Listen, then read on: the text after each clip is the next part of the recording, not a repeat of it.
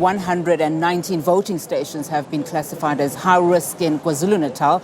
The province is among those that have received additional police deployment during the local government election.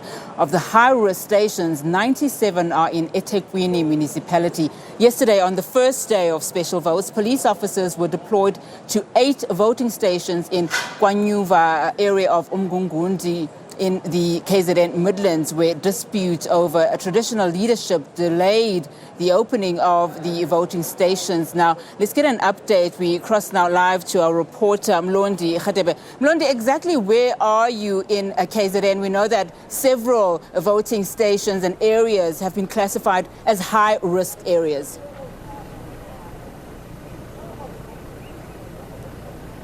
Thank you very much, Unati. We're in Ward 2 of Umgungundlovu local municipality in KwaNyavu area, where the voting station, this voting station is amongst the 8 voting stations that did not open yesterday for special voting.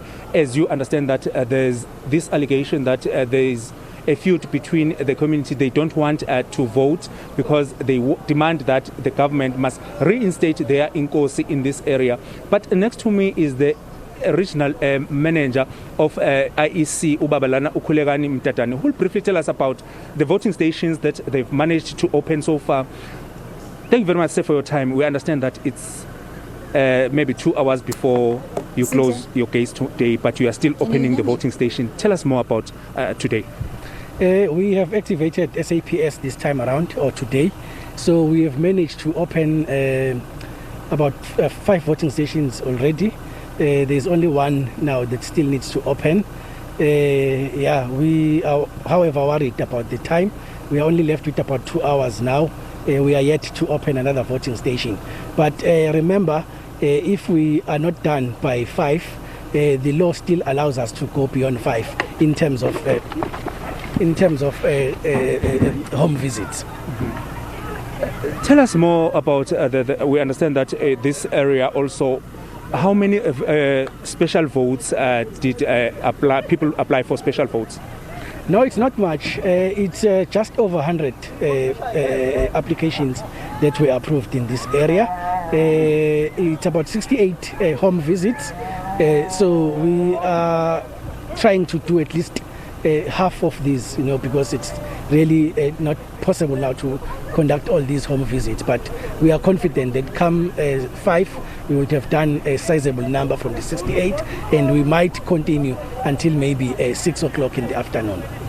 Tell me about the strategy that is used, because yesterday we did speak to the staff from the IEC saying that they're fearful of working in this area. What was the strategy that is used by IEC to try and rope in other people to these stations?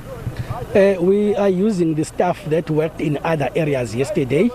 Some of them managed to finish their special votes in their voting districts. So we've requested them. We are even using staff from outside of this municipality. We have a few that we that are from Mlondi Municipality, which also forms part of this district. So with that, and then we also have requested SABC to make it a point that they increase the number of members in all voting stations. We have asked for a minimum of 4 that will be static in each voting station. We also have requested that at least there must be 2 vehicles that are static in each voting station, and also the visibility of SABC in the area. But Mtatane, you understand that tomorrow is the big day for everyone. Is the IEC in Umgungundlovu district ready to handle? I can comfortably say we are ready as Umgungundlovu. The only worry again is these 8 voting stations. So the plan, however, is for us to use this SABC as voting station staff now. So we've asked the SABC to deploy not less than 6 members per voting station. Those are the people that will be working as presiding officers and the rest of the IEC staff. So over and above that, we expect that there will be police that will be static in all voting stations, and the visibility as well. Thank you very much, sir, for your time. Okay. Thanks. There was Ukulegani Mtatane, the IEC officer in the district of Umgungundlovu, looking at about more than 400 voting stations in Umgungundlovu district. That will be Umsunduzi Municipality, Umngeni Municipality, Impendle, Richmond, Mshwati, Umkhambathini, and also Richmond.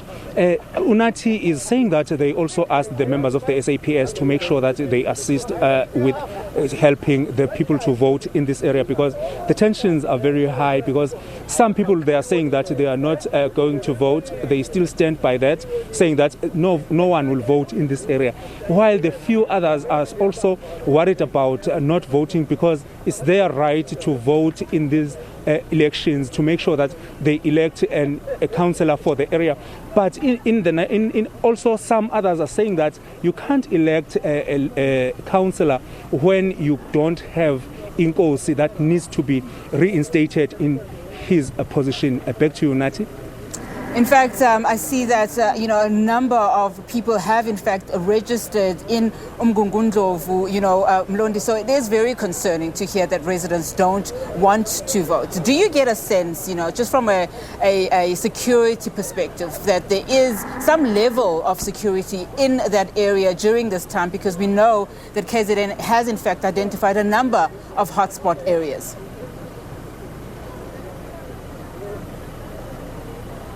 Unathi, this area was not basically identified initially by the National Police Minister as a hotspot, but the focus was in Umgungundlovu. You'll remember that in Umgungundlovu there was a candidate that was gunned down, Tulani Shangase, of the AFF, that was gunned down last week. But in this area, it seems as if it was going to be a quiet area. But yesterday, the IEC could not open the voting stations.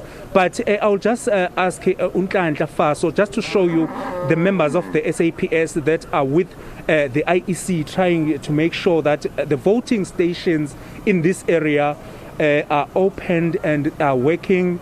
But the other worry is that the members of the community also, they are fearful. And it seems as if IEC will not be able to conduct home visits to those people who registered for home visits in this area. Unathi, back to you in studio. Right, thank you so much for that, Mlondi Radebe, for that analysis.